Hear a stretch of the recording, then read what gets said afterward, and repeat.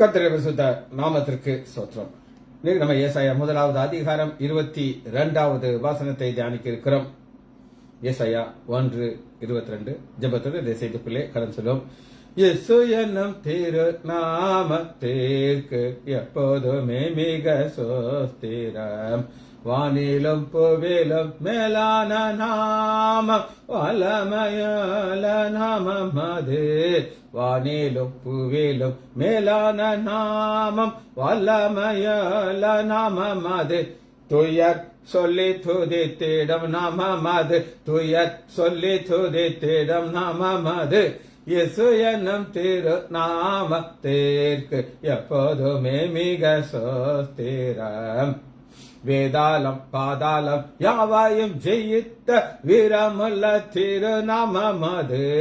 வேதாளம் பாதாளம் யாவையும் ஜெயித்த வீரமுள்ள திருநாமம் அது. நாமம் வென்றிடுவோம் இந்த நாமத்திலே. நாமம் வென்றிடுவோம் இந்த நாமத்திலே. இயேசு என்னும் திரு நாமத்திற்கு எப்போதுமே மிக சோஸ்திரம். பாவத்திலே மாலும் பாவியை மீட்க பாரினில் வந்தமை நாமம் அது.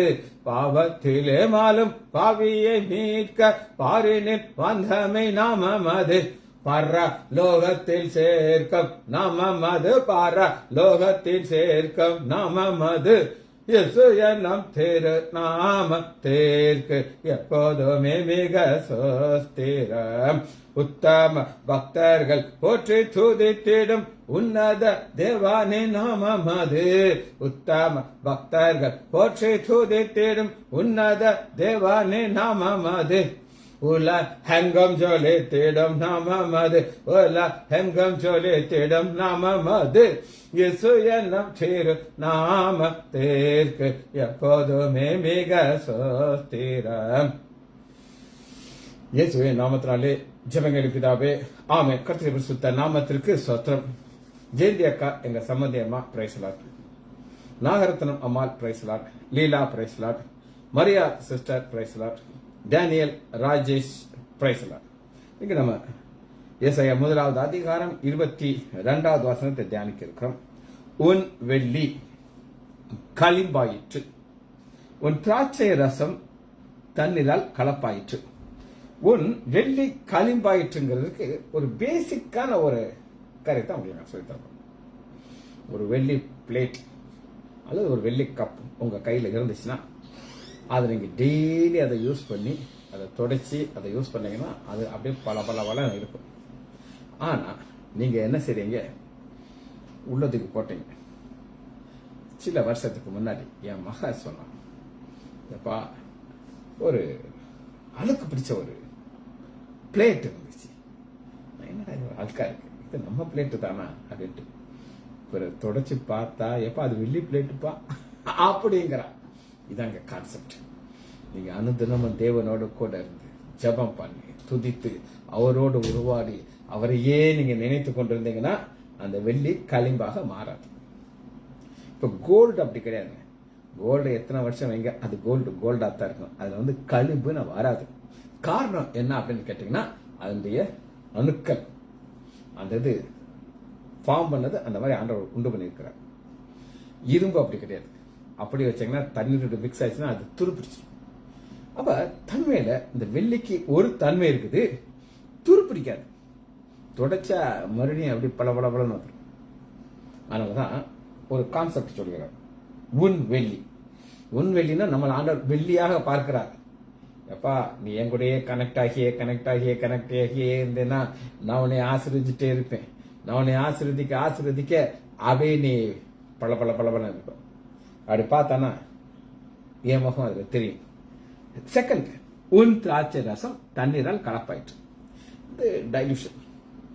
பல வகையான காரியங்கள் உள்ள வர அந்த கான்சென்ட்ரேஷன் பேர். சரி, முதல்ல சில்வர் அப்படின்னு இங்கிலீஷ்ல இருக்குது. இதுக்கு கிரேக்க வார்த்தை அரியோன். நான் சொல்லும் போது நீங்க தயவு செய்து சொல்லி பாருங்க, பழகுங்க. அரியோன், ARU, RION, அரியோன். ARU, அரியோ, RION, அரியோன். இந்த ஆரியோன் பல வகையில இது யூஸ் பண்றாங்க பைபிள். முதல்ல நம்ம பார்க்கிறோம் அப்போஸ்தலர் 3வது அதிகாரம் 6வது வசனம். அப்போஸ்தலர் 3:6. அப்பொழுது பேதுரு, வெள்ளியும் பொன்னும் என்னிடத்தில் இல்லை. பணம், வெள்ளி, பணம், புரியுதாங்க? வெள்ளியும் பொன்னும் என்னிடத்திலே இல்லை, என்னிடத்தில் உள்ளதை நான் உங்களுக்கு தருகிறேன். பேதுருட்ட என்ன இருந்துச்சு அப்படின்னு கேட்டீங்கன்னா, ஒரு வல்லமை இருந்துச்சு. நாசரேயனாகிய இயேசு கிறிஸ்துவின் நாமத்தினாலே நீ எழுந்து நட என்று சொல்லி அவர் இயேசு என்னும் திரு நாமத்தேற்கு எப்போதுமே மிக சோத்திரம்னா அந்த நீங்க துதித்து பாடுனீங்கன்னா அந்த வல்லமை உங்களுக்குள்ள வரும். அந்த வல்லமை உங்கள்கிட்ட வெளியே வரும். பாருங்க 16 3:16. யோவான் 3:16 நமக்கு தெரியும். அப்போஸ்தலர் 3:16 நம்ம பார்க்கிறோம். அவருடைய நாமத்தினால் பற்றும் விசுவாசத்தினாலே அவருடைய நாமமே, நாமத்துல நாமம் எதை விட கூடனா வெள்ளியும் பொண்ணை விட கூட. சரி, இப்ப இது ஒரு காரியம். அப்போஸ்தலர் 8வது அதிகாரம் 20வது வசனம். பேதுரு அவனை நோக்கி, தேவனுடைய வார்த்தையை பணத்தினால சம்பாதிக்கலாம் என்று நினைத்தாயோ, உன் பணம் உன்னோடு நாசமாக போகும். அப்ப பணங்கிறது ஒண்ணு, ஆனா இதுல ஒரு சுப்பீரியரான ஒரு வெள்ளியை நீங்க எங்க பார்க்கலாம் அப்படின்னு கேட்டீங்கன்னா, வெள்ளி காசு. மத்தேயு 27வது அதிகாரம் 3வது வசனம். அப்பொழுது அவரை காட்டிக் கொடுத்த யூதாஸ் அவர் மரண ஆக்குள்ளாக தீர்க்கப்பட்டான் என்று கண்டு மனஸ்தாபப்பட்டு அந்த 30 வெள்ளி காசை பிரதான ஆசனம். 30 வெள்ளி காசு. காசு பிடிக்குமா? எல்லாருக்கும் பிடிக்கும்.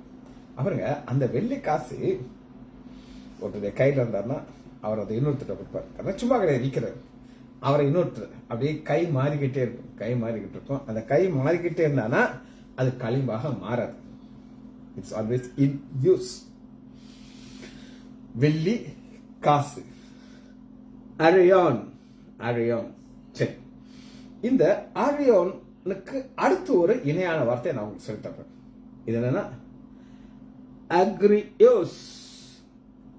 ARG, கிவ், அந்த G UROS, ARG UROS, அக்ரியோஸ். அக்ரு G, அக்ரியோஸ். இதுதான் ஷைனிங். ரெண்டு வித்தியாசம் பாருங்க. காசு அக்ரியோன், அக்ரியோஸ் ஷைனிங். இது எப்பவுமே தங்கத்துக்கு இணைந்து வருகிறது. வெள்ளியும் பொன்னும் ஷைனிங், ஃபாலோயிங் கோல்ட். மத்தேயு 10வது அதிகாரம் 9வது வசனம்.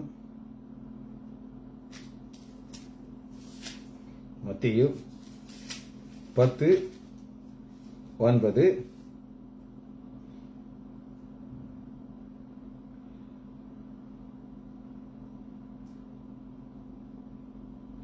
உங்கள் கச்சையில் ஒன்னையாவது வெள்ளியாவது செம்பையாவது. இங்க 3வது ஒரு மெட்ல பக்கம் செம்பு. இந்த வசனம் தான். வெள்ளி, பொன், செம்பு. அது இன்னும் இன்ஃபீரியர். செம்பு காசு விலை கம்மி, எல்லாமே காசு தான். இதுல லெஸ் ஷைனிங். செம்புல ஷைனிங் இருக்குமா? ஷைனிங் இருக்காது. உங்கள் கச்சையில். அப்போஸ்தலர் 17வது அதிகாரம் 29வது வசனம். விக்கிரகங்கள் இதனால செய்யறாங்க. விக்கிரகங்கள். அப்போஸ்தலர் 17:29. நாம் தேவனுடைய சந்ததியாயிருக்க மனுஷனுடைய சித்திரை வேலைகளை யுக்திக்கு உருவாக்க பொன், வெள்ளி, கல் இவையிலிருந்து. அங்க ஒண்ணு ஆடை பார்த்தோம், செம்பு. இங்க கல். கல்லுல காசு கூட உண்டாக்க முடியாது, ஆனா விக்கிரத்தை உண்டு பண்ணிடலாம். பொன், வெள்ளி, செம்பு கிடையாது, கல். Most inferior. எனக்கு ஒரு அம்மாவை பொறுத்து தெரியும். விருதுநகர்ல பெரிய பணக்கார அம்மா. கோடீஸ்வரிக்கு பெரிய இப்ப அந்த குடும்பம் பயங்கரமா டவுன் ஆயிட்டாங்க. தலைமுறையெல்லாம் கொஞ்சம் பண கஷ்டத்துல இருக்கிறாங்க. ஆனா அவங்க வாழ்ந்த காலத்துல ஒரு பெரிய டின் ஃபேக்டரி அவங்க வச்சிருந்தாங்க. ஒரு 200 பேர் வேலை செய்வாங்க. பல இடத்துல அவங்களுக்கு பிசினஸ் இருந்துச்சு. பெரிய பெரிய எஸ்டேட் வச்சிருந்தாங்க. அவங்க ஏதாவது ஒரு கல்யாணம் வீட்டு போறேன்னா என்ன செய்வாங்கன்னா, வெளியில ஒரு குங்கும சிமிழ் அதை செஞ்சு ஒரு மஞ்சள் கலர் பையில வச்சு கொடுப்பாங்க. அதாவது நான் வந்தானா சும்மா அந்த சில்லற திங்ஸ் எல்லாம் கொடுக்க மாட்டேன், நான் வெளியில தான் கொடுப்பேன். குங்கும சிமிழ். இந்த அம்மா எனக்கு தெரியும், எங்க அம்மாக்கெல்லாம் ஃப்ரெண்ட். அது காசு கிடைக்கும் போது வெள்ளி பார் வாங்கி வைப்பாங்க. வெளியில பாரா செஞ்சு வச்சிருப்பாங்க. வேலை கிடைக்கும். அது அந்த கடையில போய் கொடுத்து திரும்பி இத்தனை பார் கொடுத்தா இத்தனை குங்கும சிமிழ் கிடைக்கும். அதை கொடுத்து அந்த சிமிழ் வாங்கி வச்சுக்கணும். கல்யாணம் இருப்பாங்க அதான் கொடுக்கணும். அது சிம்பிள் ஆஃப் பிரிஸ்டீஜ். சரி, இங்க பாக்குறோம் விக்கிரகங்கள் செய்யப்படுகிறது மெட்டல். யாக்கோபு ஒரு அருமையான ஒரு காரியத்தை சொல்கிறார். எனக்கு ரொம்ப ரொம்ப பிடித்த வசனம் இது. யாக்கோபு 5வது அதிகாரம் 3வது வசனம். உங்கள் பொன் வெள்ளி துருப்பிடித்தது. பொண்ணு துருப்பிடிக்கும், வெள்ளியும் துருப்பிடிக்கும் அப்படின்னு சொல்லி யாக்கோபு சொல்கிறார். அதில் உள்ள துரு, அதாவது இதைத்தான் அந்த பிரைட்னஸ் தான் சொல்றேன். அக்ரிஜோஸ்ங்கிறது ஷைனிங். அது பல பலன் இருந்தா தான் மக்கள் வாங்குவாங்க. துருப்பிடிச்சு. சரி, 3வதாக ஒரு இந்த கார்த்தை பத்தி நம்ம முடிக்க போறோம். அது என்ன அப்படின்னு கேட்டீங்கன்னா, ARGU அக்ரு ரியோஸ் REOS ரியோஸ் ரியோஸ் அக்ரியோஸ் ARGU REOS made of silver. Made of silver. தங்கத்தால் செய்யப்பட்டதை பார்க்கலாம், வெள்ளியால் செய்யப்பட்டது. இது எதால் செய்யப்படுதுன்னா அப்படின்னு கேட்டீங்கன்னா அக்ரினியோஸ் அப்படிங்கிறாங்க. இது என்ன அப்படின்னு கேட்டீங்கன்னா, அப்போஸ்தலர் 19வது அதிகாரம் அப்போஸ்தலர் 19வது அதிகாரம் 24வது வசனம் தியானார்.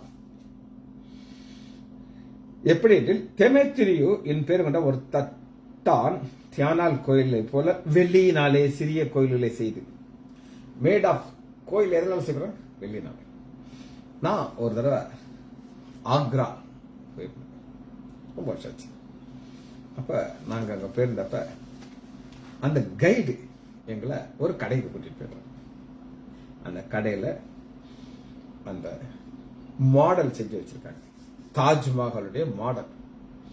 லைட்டை போடுறான், அப்படி காட்டுறான், இப்படி காட்டுறான். இது என்ன விலைன்னா இதுக்கு 50,000 ரூபான்னு சொல்றான். அடப்பாவி, 50,000 ரூபாய் கூசாம சொல்றேன். சார் நாங்க சர்டிபிகேட் கொடுப்போம் சார். இதுக்கு சர்டிபிகேட் நான் என்ன செய்வேன்? இப்ப நான் MBBS சர்டிபிகேட்டை ரிஜிஸ்ட்ரேஷன் மட்டும் தான் நான் யூஸ் பண்ணேன். அதுக்கப்புறம் அது இருக்கு, பத்திரம் வச்சிருக்கேன். ஆனா அதை நான் யாருமே இதை கேட்கவே இல்லை. MBBS சர்டிபிகேட், இந்த தாஜ்மஹால் சர்டிபிகேட் ஏன் என்ன சார்? ஆனா போக போக பாத்தீங்கன்னா 150 ரூபாய்க்கு வச்சிருக்கேன். நான் 150 ரூபாய்க்கு வாங்கி வச்சுக்கிட்டேன். அது இனி எங்கிட்ட இருக்குது. அப்ப தாஜ்மஹால் ஊர்ல பாத்தீங்கன்னா அது வெளியில செய்ய மாட்டாங்க, அங்க உள்ள மார்பிள் ஸ்டோன் வச்சு செய்யறாங்க. மேட் ஆஃப், இது எதால் செய்யப்பட்டது? சரி, இன்னொரு சம்பவத்தை நம்ம பார்க்கிறோம். மேட் ஆஃப் எதால் செய்யப்பட்டது அப்படின்னு நீங்க கேட்டீங்கன்னா, ஒரு பல முறை நம்ம தியானிச்சதுதான்.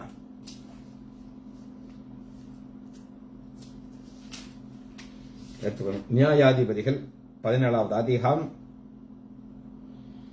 3வது வசனம். அவன் அந்த 1100 வெள்ளி காசை தன் தாயிடத்திலிருந்து திரும்ப கொடுத்தான். அவள் வெட்டப்பட்ட ஒரு சொரூபத்தையும் வார்க்கப்பட்ட ஒரு விக்கிரத்தையும் உண்டு பண்ண, நான் என் கையில் இருந்து இந்த வெள்ளிக்காசை என் மகனுக்கு முற்றிலும் கர்த்தருக்கென்று நியமித்தேன். இதாங்க மாய்மாலமான வாழ்க்கை. நம்ம பல முறை தியானிச்சிருக்கோம். ஒரு மனுஷன் இருந்தான்.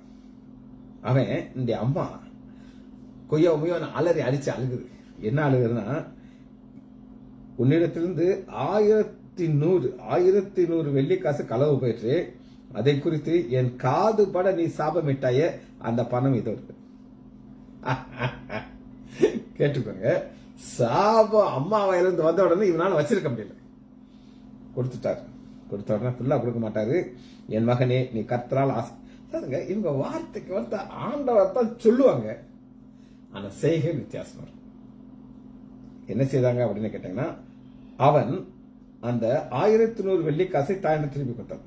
அவள் வெட்டப்பட்ட ஒரு சுரூபத்தையும் வார்க்கப்பட்ட விக்கிரத்தையும் ஒன்று பண்ண, நான் என் கையிலிருந்து இந்த வெள்ளிக்காசை என் மகனுக்கு முற்றிலும் கர்த்தருக்கு. ஆச்சரியமா பார்த்தீங்களா? அதாவது செய்யற காரியமும் வாழ்ந்த வார்த்தைக்கும் வித்தியாசம். அப்படியே அதை சொல்லி சொல்லி சொல்லி அவங்க பழகிடுவாங்க.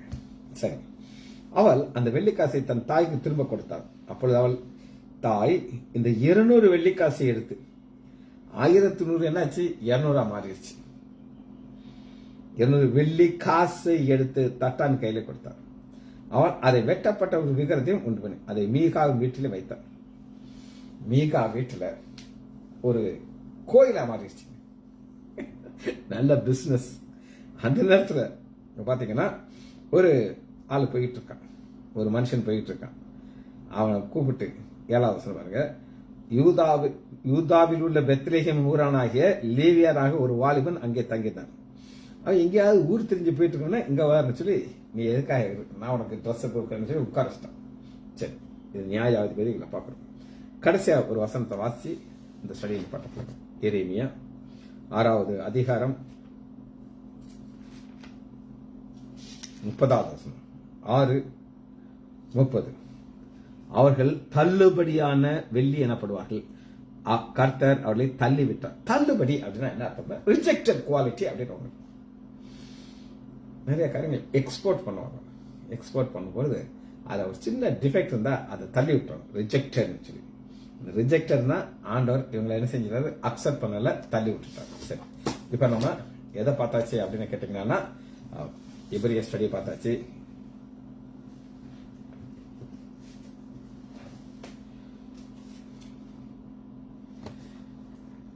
உங்கள் வெள்ளி. இஸ்ரவேல் மக்கள் எதற்காக உண்மை என்று சொல்கிறார் அப்படின்னு கேட்டீங்கன்னா, அவர்கள் உண்டு பண்றாரு, தன் சாயலில் உண்டு பண்ணுகிறார். நீங்க என்னைய போல இருக்கும் அப்படின்னு சொல்லி. ஆனா நடந்தது என்ன அப்படின்னு கேட்டீங்கன்னா, எரேமியா 6வது அதிகாரம் 29, துருத்தி வெந்து. ஒரு ஸ்டெப்பா இந்த ஒரு வாசம், துருத்தி வெந்து.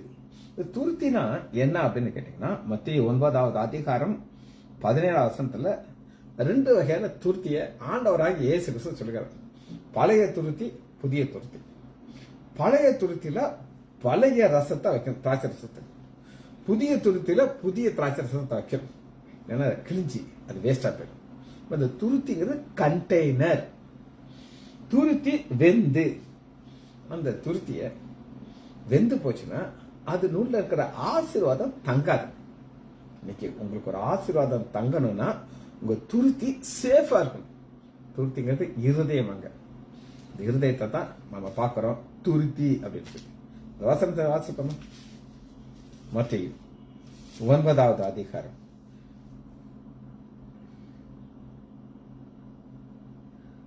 16வது வசனம்.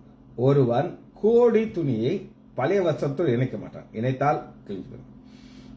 கோடி வஸ்திரங்கிறது எக்ஸ்டர்னல். இப்ப நான் ஒரு ஷர்ட் போட்டிருக்கேன், எத்தனையோ ஷர்ட் இருக்குது. எங்க டாக்டர் என்ன ஷர்ட் கொடுக்குறேன் மாட்டிட்டு போயிட்டே இருக்கேன். கொஞ்ச நேரத்துக்கு முன்னாடி ஒன்று கொடுத்தா ரொம்ப டைட்டா இருந்துச்சு, என்னால போட முடியல. எக்ஸ்டர்னலாக நீங்க பாக்குறீங்க. உங்களுடைய வாழ்க்கை மற்றவர்கள் பார்க்கிற வாழ்க்கை தான் எக்ஸ்டர்னலா பார்க்கிறோம். உங்கள் வஸ்திரம் அது மாதிரி கிழிச்சு. பழைய வாழ்க்கை, புதிய வாழ்க்கைன்னு 2 வாழ்க்கை இருக்கு. அதுபோல இங்க திராட்சை ரசத்தை வைக்கிற துருத்திங்கிறது உங்க இருதயம், ஹார்ட் எப்படி இருக்கு. அந்த துருத்தி கிழிந்து போகும். இப்போ ஃபர்ஸ்ட் ஆண்டவர் எரேமியா மூலமா பேசுறது. எரேமியா 6வது அதிகாரம் 27. துருத்தி வெந்து ஈயம் நெருப்பினாலே அழிந்து. ஈயம் நெருப்பினாலே அழிந்து. அது என்னங்க நெருப்பினாலே அழியுதுன்னா என்ன அர்த்தம் அப்படின்னு கேட்டீங்கன்னா, ஆண்டவர் ஒரு ப்ராசஸ் வச்சிருக்கிறார். என்ன ப்ராசஸ் அப்படின்னு கேட்டீங்கன்னா, எசாயா 48வது அதிகாரம் 10வது வசனம், இதோ உன்னை புடமிட்டேன், ஆகிலும் வெள்ளியை போல் அல்ல, வெள்ளியை போல் அல்லங்கிறார். ஒரு உபத்திரவத்தின் பாதையில ஆண்டவர் வச்சிருக்கிறார். என்னைய வச்சிருக்கிறார், உங்களே வச்சிருக்கிறார். எனக்கு வேற வகையான உபத்திரவம், உங்களுக்கு வேற வகையான உபத்திரவம். ஆனா அந்த பாதையில நம்ம செல்லும்போது என்ன நடக்கும் அப்படின்னா, 9, என் நாமத்தின் நிமித்தம் என் கோபத்தை நிறுத்தி வைத்தேன். அப்ப இந்த உபத்திரவ கோபத்தை நிறுத்திச்சிட்டார். உன்னை சங்கரிக்காதபடி நான் என் புகழ்ச்சி நிமித்தம் உன்மேல் பொறுமையா இருப்பேன். புகழ்ச்சி. அப்ப அந்த உபத்திரவத்தின் குகையில நம்ம போக போக போக போக ஆண்டவர் மகிமைப்படுத்திக் கொண்டே இருக்கிறோம். ஒரு நபர், அவர் பேரு மில்லர். நல்லா கேட்டு, மில்லர் பக்கா இந்துவா இருந்தவர். நிறைய கடன் வந்துருச்சு, எல்லாம் விற்கிற நிலைமைக்கு வந்துருச்சு. அவங்க அப்பா அம்மா கோல்டு பிளேட்ல தான் சாப்பிடுவாங்க. வீடு எல்லாத்தையும் அடமானம் வச்சுட்டாங்க. ஒண்ணுமே கிடையாது.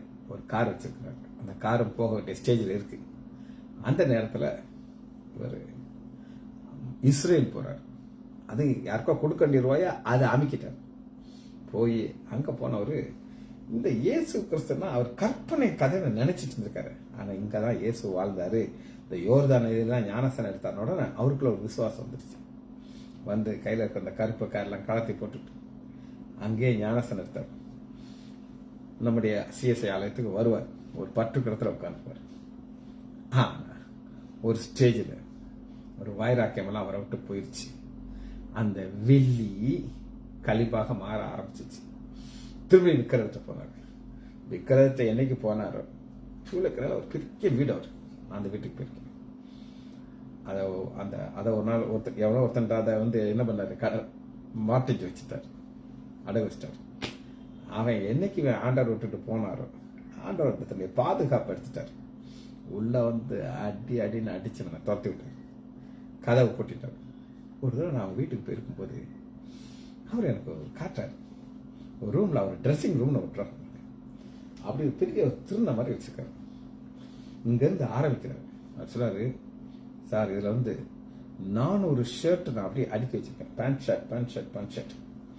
இன்னைக்கு நான் ஒரு பேண்ட் ஷர்ட் போட்டேன்னா இது அடுத்து இங்க வந்துடும், அடுத்து இது வரும். அப்ப வருஷத்துக்கு நான் ஒரு ட்ரெஸ் ஒரு தான் போடுவேன். இப்ப பார்த்தா பிச்சைக்காரமே இருக்காரு. இப்ப என்ன ஆயிடுச்சு, வெள்ளி எல்லாம் போய் வெந்து போச்சு. நான் என் மகிமையின் புகழ்ச்சியாக வைத்து பொறுமையா இருந்தாரு. எப்ப வர போனாரா, அந்த ஈயம் கம்ப்ளீட்டா அவுட் ஆகி போச்சு, ஒண்ணும் இல்லாம ஆகி போயிடுச்சு. அது தேவ கோபம். புடமிட்டதுக்கு ஆண்டவருக்கு பிரியமா இருந்துச்சு. ஆனா என் நிமித்தமே அப்படி செய்வேன், என் நாமத்தின் பரிசுத்தம் எப்படி என் மகிமை. அப்ப இந்த நாமத்தின் மகிமையான இன்னைக்கு அவரால் சொல்ல முடியாது. நான் ஏசண்டி பிள்ளை வச்சேன், விக்கிறது பெற்றார், போயிடுச்சு. ஓசியா 11வது அதிகாரம் 8வது வசனம். ஓசியா 11:8.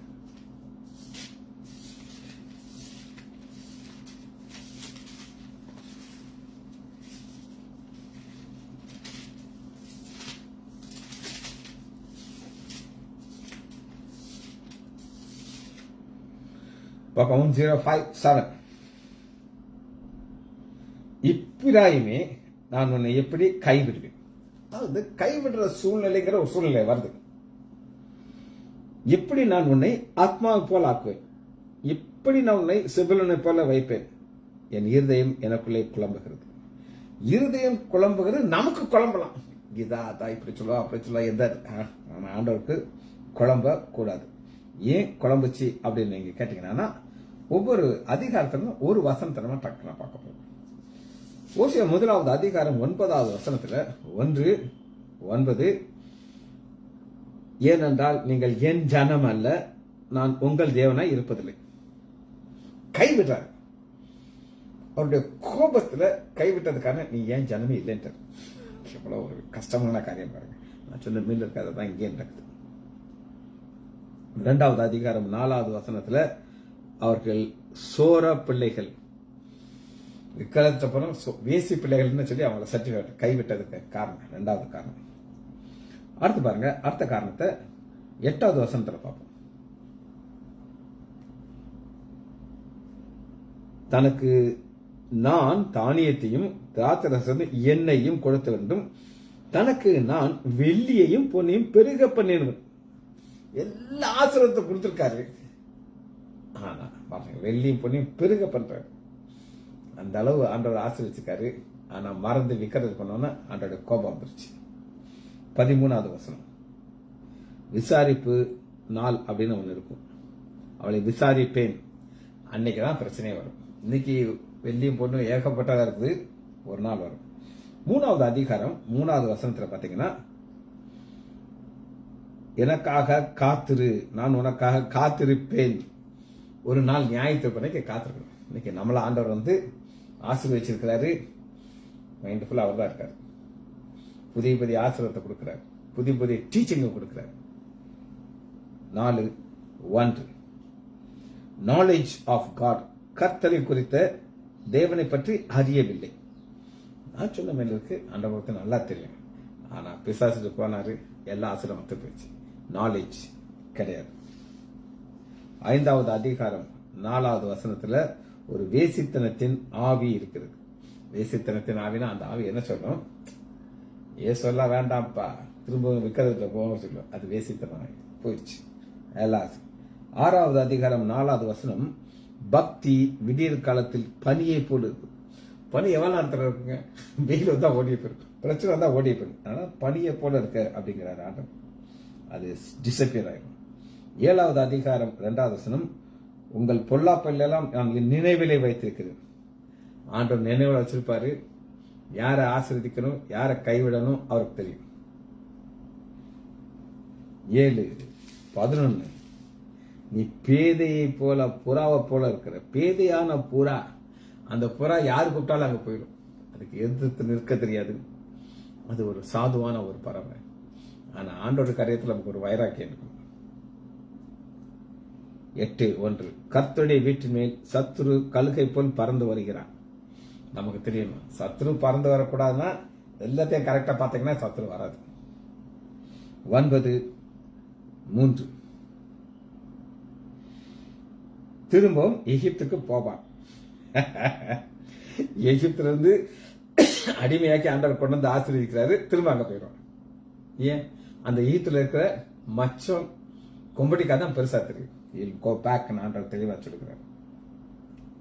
10:1 இஸ்ரேல் பலனற்ற திராட்சை செடி. தனக்கு தான் ஆண்டவர் சில காரியத்தை எதிர்பார்க்கிறார். பலனற்ற திராட்சை செடி வேஸ்ட், தூரத்துக்கு போட்டுறார். அதனால ஆண்டவர் என்ன சொல்கிறார் அப்படின்னு கேட்டீங்கன்னா, எரேமியா 6வது அதிகாரம்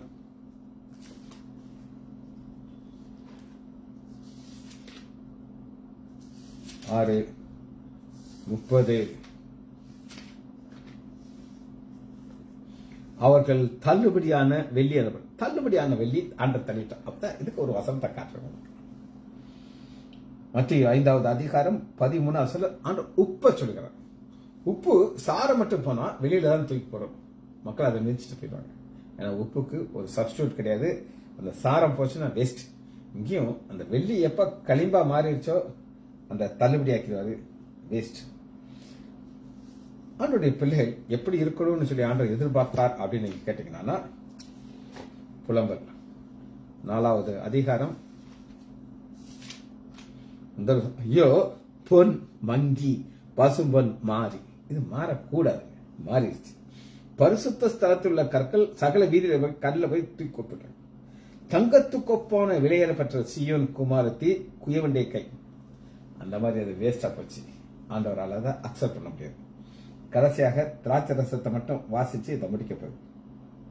2 கொரிந்தியர் 2வது அதிகாரம் 17வது வசனத்துல இந்த திராட்சை ரசத்துல என்ன ஒரு ஆண்டவர் எதிர்பார்ப்பு. 2 கொரிந்தியர் 2வது அதிகாரம் 17வது வசனம், அநேகரை போல நாங்கள் வேத வசனத்தை கலப்பாய் பேசாமல் துப்புரவாகவும் தேவனால் அருளப்பட்டதாய் கலப்பாய் பேசாமல். கலப்புனா என்னதுங்க? அவங்களுக்கு எப்படி அது வேணுமோ அப்படி வளைச்சுக்கிடுவாங்க. தண்ணீர்ல திராட்சை ரசத்தில் எவ்வளவு தண்ணி ஊற்றாலும் ஊற்றலாம். அதுல என்ன பிரச்சனை இருக்கு? ஒரே ஒரு கதை சொல்லிட்டு நான் பிடிக்கிறேன். ஒரு கிராமத்துல ஒரு ஃபங்க்ஷன் நடக்குது, ஒரு கோயில் ஃபங்க்ஷன். அந்த கோயில் ஃபங்க்ஷனுக்கு நிறைய பால் வேண்டி இருக்குது. ஒரு பெரிய ஒரு அண்டா. அந்த ஊர் மக்களுக்கு ஒரு அனௌன்ஸ்மெண்ட் கொடுக்குறாங்க. நீங்க ஒரு கப் பாலை கொண்டு நீங்க அதை ஊற்றிடணும். அப்ப எல்லாரும் ஆளுக்கு ஒரு கப் ஊத்திட்டீங்கன்னா நாங்க இதை வச்சு ஆண்டவருக்கு கடவுளுக்கு நாங்க ஒரு அவங்க சாமிக்கு ஏதாவது செய்வோம் இருக்காங்க. எல்லாரும் என்ன நினைச்சிருக்காங்கன்னா, அவன் பால் ஊத்துவான், நான் ஒரு கப் தண்ணி ஊத்திரு அப்படின்னு சொல்லிட்டு அவன் என்ன நினைக்கிறான், நான் தண்ணி ஊத்தேன், அவன் பால் ஊத்துவான். கடைசியில பார்த்தா வெறும் தண்ணி தான் உள்ள இருந்து பாலே இருக்காங்க. கலப்பாங்க. நான் ஆண்டவருக்கு வைராக்கியா இருக்கேன், அவன் இல்லை நான். இதுதான் அன்று எதிர்பார்க்கிற ஒரு வைராக்கியம். ஜெபிச்சபடி மகா இறக்கமும் கிருபையுமுள்ள பிதாவே, அம்மா சொல்லிக்கிறோம் ஐயா, வெள்ளி திராட்சை ரசத்தை குறித்து எங்கள் மேல் நீர் வைத்திருக்கிற நம்பிக்கையை நாங்கள் வாசிச்சோம். பிள்ளைகள் ஒவ்வொருவரையும் என் ஆண்டவராகிய இயேசு கிறிஸ்துவின் நாமத்தினாலே ஆசீர்வதிக்கிறேன். இயேசுவின் நாமத்தினால் ஜெபங்கள் பிதாவே. ஆமேன், ஆமேன், ஆமேன்.